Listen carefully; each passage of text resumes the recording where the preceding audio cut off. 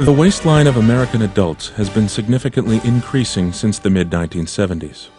According to the NIH, 67% of adult Americans are currently overweight or obese. But also since the mid-1960s, the prevalence of obese adults has more than doubled. But suddenly in the mid-1980s, the prevalence of obesity in both men and women began to grow at an alarming rate, reaching catastrophic levels by the turn of the new millennium.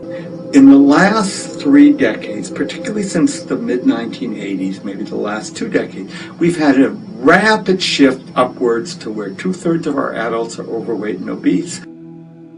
The CDC estimates that approximately 70% of adult Americans are either overweight or obese, and that over 30% of U.S. adults are obese. Moreover, the proportion of children and adolescents that are overweight has been climbing at an alarming rate and has reached worrisome levels.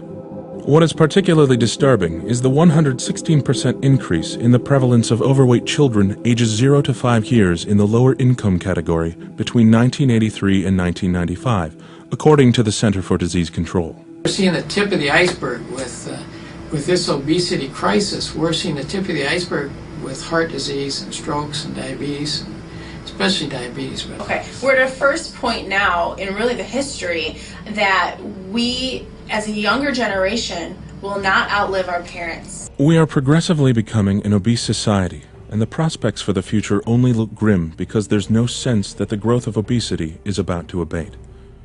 With the growing prevalence of obesity in children and adolescents, the youth are now beginning to suffer from chronic illnesses at a younger age, thereby greatly increasing the risk of serious long-term health problems by middle age. 40 years ago, most people across the globe didn't get diabetes until they were 50 or 60.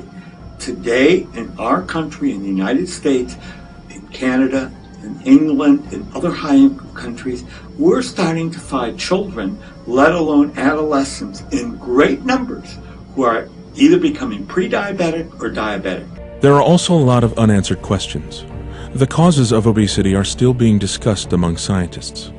It isn't clear if it's genetic, behavioral, metabolic disturbances, lack of physical activity, or some kind of environmental influence. Healthcare providers are, however, undivided. The consensus is that we eat more than what our bodies actually need. The food we are craving as a nation is far from nutritious.